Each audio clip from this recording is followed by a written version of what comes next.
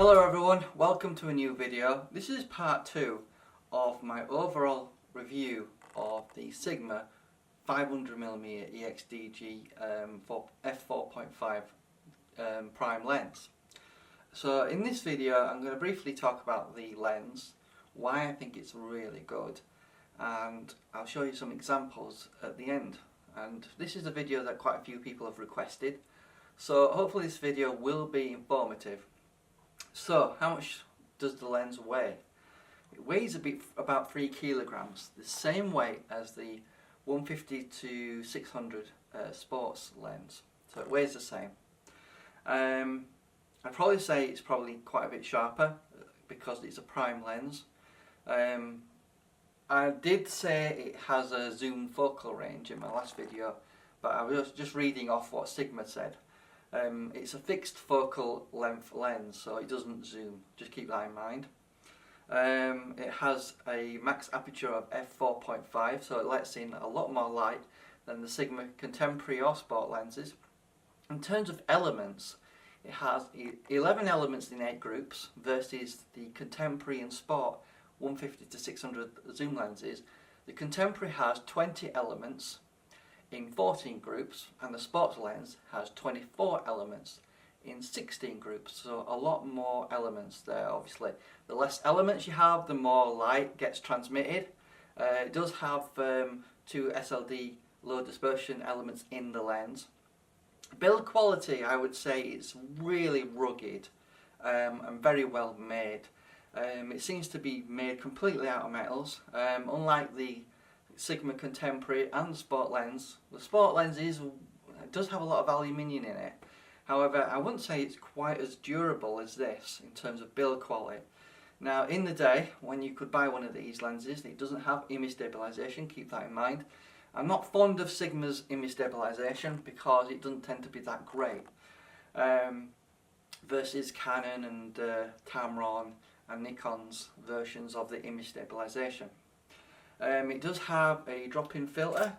You can put in 46mm filters in there, and it has a rotation barrel there that allows you to rotate the actual polarizer, which is really handy, and then obviously it slots back in there.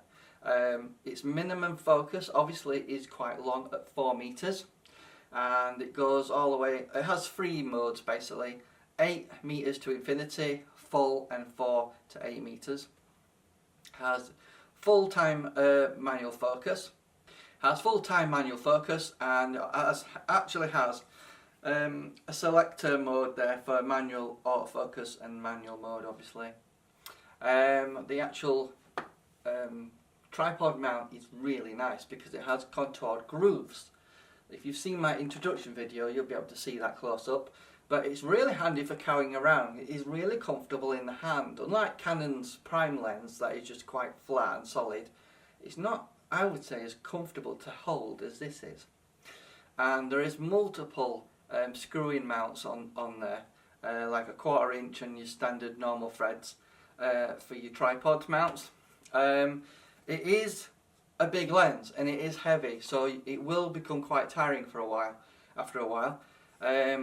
The actual mount itself is easily rotated to portrait mode or landscape mode, whichever you want to do. So it is quite handy. Focusing is quite quick. In low light it's pretty good. In terms of image quality, I'd say it's pretty much on par with the contemporary sport lens in quality. When I did some testing, I found the lens is more or less comparable in quality. Obviously, if you stop this lens to f8, your images significantly become more sharper, and in that respect, because it's a prime lens, it easily beats the Sigma contemporary and sport lens easily. Obviously, you've got no image stabilization, but I found Sigma's image stabilization to be quite poor, if I'm honest with you. I tested that on the Sigma contemporary and sport lens and the 17 to 50 standard EX zoom lens that I had. I found image stabilization, while they rated it at 4 stops, I was more in real world examples. I was only getting about 1 stop, maybe 2 at a push. Even Canon's basic 300 f4 lens gives you 2, and that gives you 2 stops. You know, when Canon says they give you 2 stops, you get 2 stops.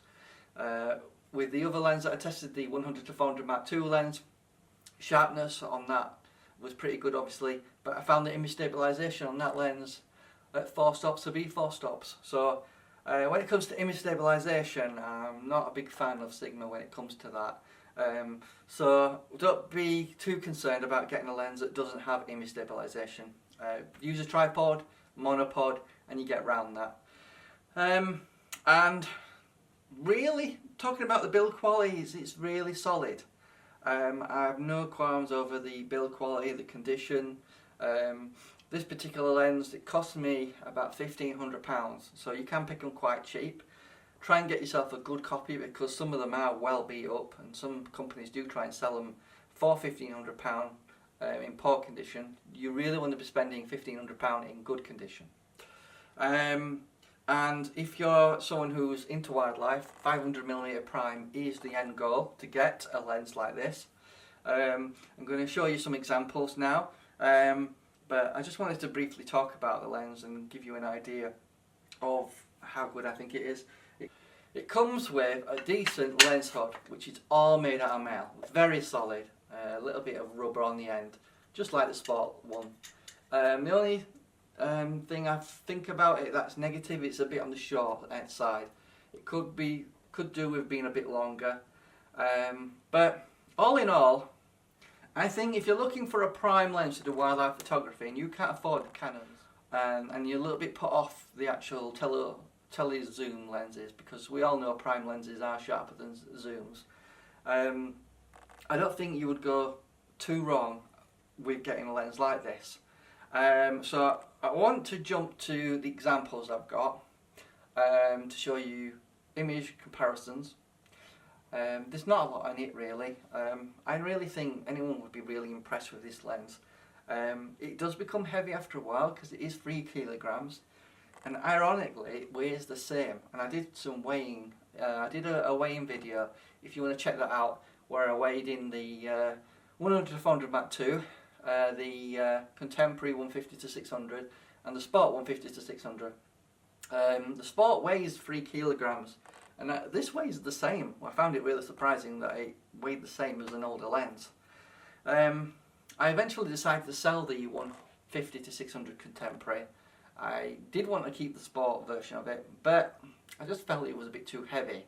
And after using the contemporary while I was blown away with image quality, I found Sigma's image stabilization, or optical stabilizer as Sigma call it, quite poor. You're more than free to see another YouTuber which I recommend you watch, called Angry Photographer. His name is Ken. He's done some videos on Sigma, and he doesn't really rate Sigma lenses that well because he has done some repair teardowns on them to see how they tick. What he has basically said is you'll find a Canon lens or a Nikon lens or a Tamron lens that's been around for a while, still working, but you'll be hard pressed to find a Sigma lens. There are a few exceptions to that. I think this lens certainly qualifies as an exception because this is quite an old lens now, but you can still pick them up functioning, working well. This particular lens I sent to Sigma to get a repair done on the contact block, because the contact block was a bit worn out, and I got the lens cleaned out. So that cost £250. Yes, it is a bit of an expense, and it is quite expensive for such a big lens. However, sometimes it can be worth it to make sure there's no fungus issues with a used lens. So let's get on to the examples, and hopefully this video was helpful. Hello and welcome to this video. In this video I just want to assess some images I've taken with the prime 500mm DG APO HSM 500mm F4.5 lens from Sigma. So we're going to assess some images here. Hopefully it'll be a little bit helpful. Some of you guys have requested that I do some, or take some pictures ranging from F4.5, which is the maximum the aperture can open up to, to f8 and give you a comparison between the two. So I've taken a picture here of one of those bears that you can get from Compare the Supermarket, and as you can see, the nose is in focus. However, the eyes are not. Now when you're talking about an aperture or 500mm at f4.5, the difference in terms of the focus is going to be very small. So to nail your focus, you're going to need to be very precise with these extreme apertures. So as you can see, it's not quite in focus at f4.5. However, when we take a similar image to that, we'll be able to get the eyes in focus at f8. But let's just have a look at the image in more detail. As you can see, the bokeh effect is really good, and it does, when you're talking 500mm, it does blow out the background a lot more than you would expect. Say a 70 to 200 or a 24 to 70. So extreme magnifications can sometimes give you bokeh that might seem it's come from a lens of like f1.2 or something like that. That's the effect of focal length on bokeh basically. So as you can see in this picture, we've got the nose bang on focus. Exposure is pretty good. Image quality is really nice. I like it, and I don't see any problems with it. Just for you peeper watchers out there, we'll just zoom in significantly into this. We're at 50% there. 100%. It's quite sharp. Let's just have a look at the image info. Now we're running at 400th of a second, 1600 ISO on a 5D Mark II. All these pictures are taken on a 5D Mark II in RAW. Obviously you're going to see a bit of noise in there because it is 1600 ISO, but it's pretty good. Let's move to the next image. So basically it's the same image, but we've changed it to f8 this time. So let's zoom in and have a look at that in a little bit more detail. So we're at 100% here, same sort of image, except we've got the eyes more in focus. Again, when you're talking 500mm, the minuteness of trying to nail focus is very, very difficult, and it's very difficult at even f8, you know, as you can see there. But a prime lens is what you want when it comes to taking pictures, and I'd say it's pretty good. So let's have a look at another image. Now this is f4.5. I must admit it seems a little bit softer than it should. It could be a little bit sharper. You got to remember it's an old lens though, so it's not doing too bad. But let's zoom in and have a look at the quality. Let's go to 100%.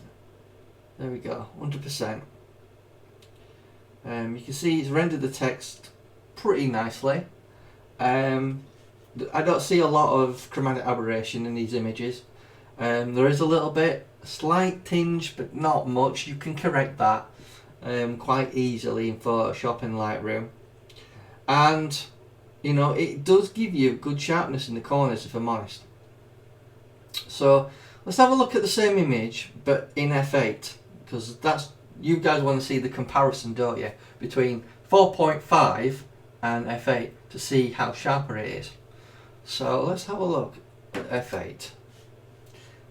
Already it's giving me a slightly better exposure, and if we just get in there 100%, so you guys can see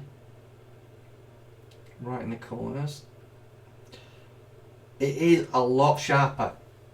I'd probably say it's twice as sharp being at f8 versus f4.5.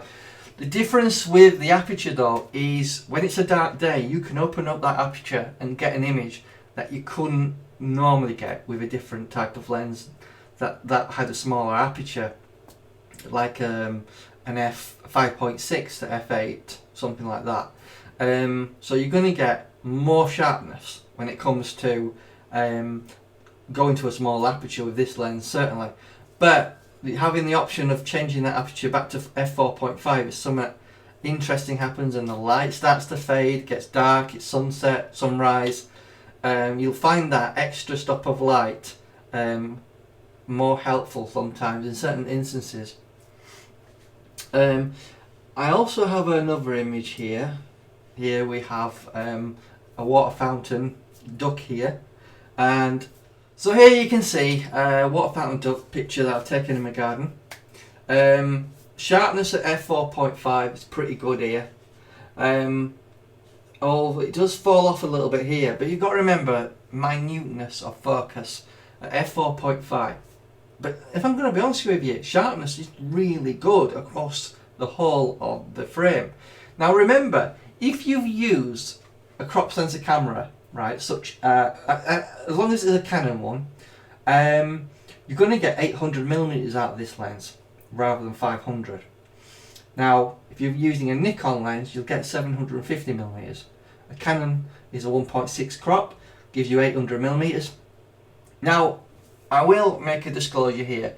You can't really use teleconverters with this lens. I believe you can get hold of the Kenko teleconverter and it does work, albeit very slowly. However, the Canon and the Sigma ones don't work with it. So keep that in mind. If you're thinking of using a teleconverter on this, sure, you can use it in manual, not a problem. But autofocus won't function, unfortunately. So I just wanted to make that disclaimer. So I've got a picture here, obviously, of this duck, f4.5. But I wanted to compare it to a similar lens I used to own, which was the contemporary 150 to 600. When I compared the image quality between the lenses at f8, I more or less felt that the quality was more or less the same. Obviously you've got more elements in the Sigma 150 to 600 to worry about, which means obviously it's not great when you've not got a lot of light to play with, or the sun setting or the sun rising, and you need that extra stop of light to get the image you need. So now this is obviously at 500mm f4.5, and let's have a look at a comparable image, which is from the Sigma 150 to 600 contemporary at f6.3. Now obviously the aperture is a bit smaller, so your shutter speed will be a bit slower, but it also gets more in focus as well. Keep that in mind, because the aperture is smaller, you get more depth of field. So let's just go back, let me show you what I mean. As you can see, it's quite in focus here, perfectly, but here it's blurred the image out a little bit, not by much, but a little bit. That's the effect of the bigger aperture. The bigger the aperture, the less depth of field you have to play with. So if something's a little bit further away from the main subject you're focusing on, it'll be slightly out of focus because of the small aperture, for the large aperture, sorry. So if you make your aperture smaller, lets less light in, your shutter speed will go slower, however it will make more things in focus. Now if we look at the difference between that and 6.3 on the 150 to 600 lens, that's set at 500mm as well. I know the image ain't quite the same, but I've tried to get it as close as I can. And if you have a look here, the duck here is perfectly in focus, but that's the difference of 6.3. But if you're looking at the image overall, in terms of quality, to me the image quality is there for both. It's more or less the same. I can't really say one is better than the other. So I just hope this little video gives you an idea of the quality you can achieve from this lens. It's, in my personal opinion, it's just as good as the 150 to 600 contemporary or sport lens that Sigma produce, and it's very close, if not equal, to the 100 to 400 Mark II Canon lens, even with extenders on. At some point I'll do a video on extenders on the 100 to 400 Mark II lens, but I just wanted to demonstrate the quality you can achieve with this lens. I hope this video did give you an insight on quality, and thank you for watching.